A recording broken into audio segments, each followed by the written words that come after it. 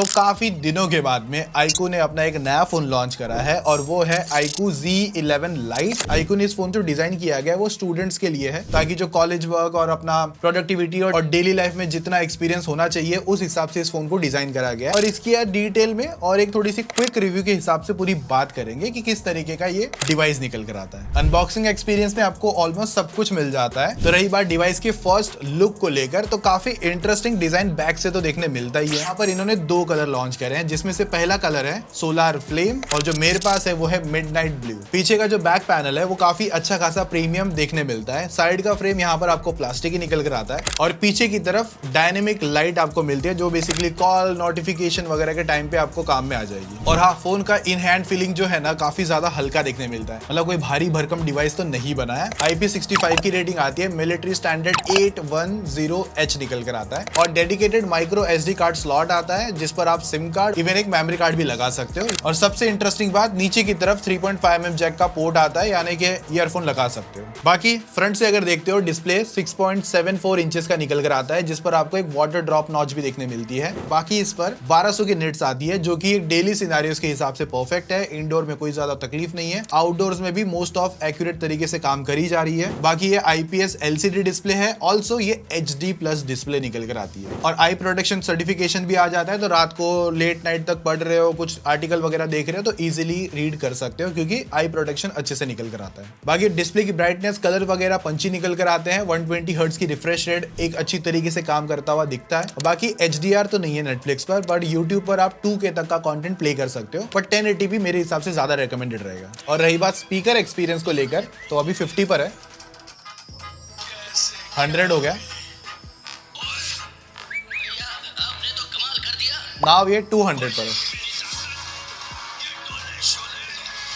तो एक decent experience निकाल देता है, कंटेंट वगैरह इजीली सुन सकते हो। और एक प्लस पॉइंट जो मैंने बताया पहले भी, 3.5mm जैक आता है, तो आप ईयरफोन लगा के भी कंटेंट वगैरह इजीली सुन सकते हो। और नीचे Type-C 2.0 निकल कर आता है। रही बात पावर के लिए, तो Dimensity 6300 का प्रोसेसर आता है, जिसके लाइक Antutu स्कोर आपको 5,71,000 के नियर बाय मिल जाते हैं और CPU थ्रॉटल 89% का है। और जिस प्राइसिंग पर है, तो वहां पर UFS 2.2 की स्टोरेज लेकर आता है। तो यहाँ पर ये फोन है ना, जो आपकी मल्टीटास्किंग है या फिर मल्टीपल एप्लीकेशन यूज करना है या डेली लाइफ में जितना व्हाट्सएप कॉल्स वगैरह, उस हिसाब से जो परफॉर्मेंस है वो निकाल के दे दे। बाकी स्टूडेंट के हिसाब से इंटरेस्टिंग AIs मिलते हैं, जिसमें आपको सबसे पहला AI क्रिएशन है, लाइक किसी PDF वगैरह की समरी वगैरह बना के दे देगा आपको, और 16 लैंग्वेज भी सपोर्ट कर जाता है। फिर एक AI कैप्शन आता है, फिर एक AI ट्रांसक्रिप्ट असिस्ट आता है। तो बेसिकली कोई डॉक्यूमेंट होगा या फिर कोई ऑडियो फाइल्स होगी, तो वहां से भी डेटा कलेक्ट करके आपको समराइज करके बता देगा, जो बेसिकली स्टूडेंट्स के लिए काफी ज्यादा इंटरेस्टिंग चीज में माना जाएगा। और स्टूडेंट्स के लिए एक AI डॉक्यूमेंट्स भी मिल जाता है। रही बात सॉफ्टवेयर एक्सपीरियंस के लिए, तो OriginOS 6 आता है out of the box Android 16 के साथ में, और नाउ इस पर 2 साल के Android अपडेट आपको मिल जाएंगे और 4 साल के सिक्योरिटी पैचेस। बाकी अगर मल्टीटास्किंग 4-5 हमने नॉर्मल एप्लीकेशन चला के देखी थी, तो आप देख सकते हो ऑन स्क्रीन ही, तो एक एप्लीकेशन खोलने के बाद में जब दूसरी एप्लीकेशन पे स्विच करना है तो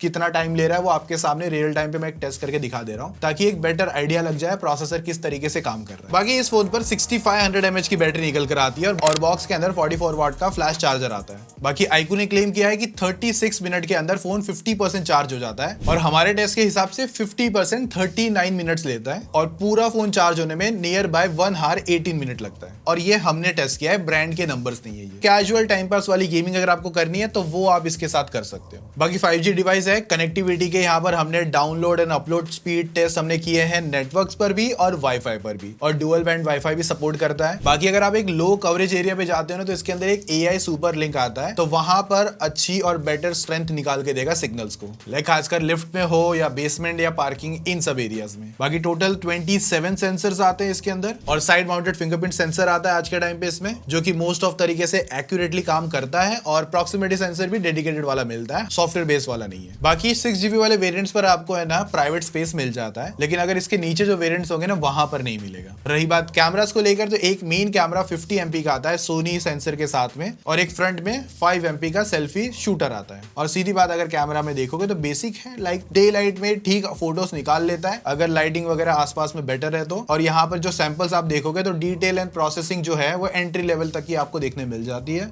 और रही बात HDR प्रोसेसिंग को लेकर, तो वो भी बहुत डिसेंट है। कभी कभार जो बैकग्राउंड में लाइट है वो हार्श रह जाती है तो उसको बैलेंस नहीं करता, मतलब मेन सेंसर में तो फिर भी कर लेता है। और जो 2x की फोटोज है ना, वहां पर HDR थोड़ा सा कम बैलेंस करता है, मोस्ट ऑफ टाइम मिस कर देता है। और सेल्फी 5 मेगापिक्सल्स का है तो बेसिक ही मैं कहूंगा फोटो सैंपल ये निकाल के दे पाता है, और लो लाइट में भी बहुत डिसेंट टाइप का। और बाकी मेन कैमरा और फ्रंट कैमरा दोनों से आप मैक्स 1080p 30 fps की बेसिक वीडियो खींच सकते हो। 60 भी ऑप्शन में अवेलेबल नहीं है। सो रही बात फाइनल कंक्लूजन को लेकर, तो जिस प्राइसिंग पर ये फोन अभी iQOO ने डिजाइन किया है, ज्यादातर स्टूडेंट के हिसाब से फोन डिजाइन है। रही बात फोन के प्राइसिंग को लेकर और वेरिएंट्स को लेकर, तो यहाँ पर 2 से 3 ऑप्शन आपको वेरिएंट्स में देखने मिलेगा। 6256 वाला वेरिएंट मेरे पास में है, 6128 भी आ सकता है, और इवन इससे मेरे को लगता है 4GB वाला वेरिएंट भी निकल कर आएगा। और रही बात प्राइसिंग, तो अंडर 20,000 पर अभी ये फोन देखने मिल सकता है। मेरे पास ये फोन लॉन्च से पहले आया, तो उसके हिसाब से मैंने डेटा रिव्यू आपके सामने शेयर किया है। और हाँ, हमने ये वीडियो iQOO के साथ कोलैबोरेशन में भी कर रहे हैं। और रही बात बाय करने को लेकर, तो आप इसे Amazon, iQOO के स्टोर से और इवन कुछ रिटेल शॉप से भी आप इसे परचेस कर सकते हो, और इसकी सेल जो स्टार्ट हो जाएगी 30 जुलाई से। बाकी इस फोन के फीडबैक ओपिनियन आपके हिसाब से क्या है, जरा कमेंट में बता देना। और रही बात इसी फोन का किसी और फोन के साथ कंपैरिजन करना है, तो उस फोन का नाम भी शेयर कर देना, या फिर लॉन्ग टर्म डिटेल रिव्यू में अगर और कुछ जानना है तो वो भी बता सकते हो। और अपना फीडबैक एंड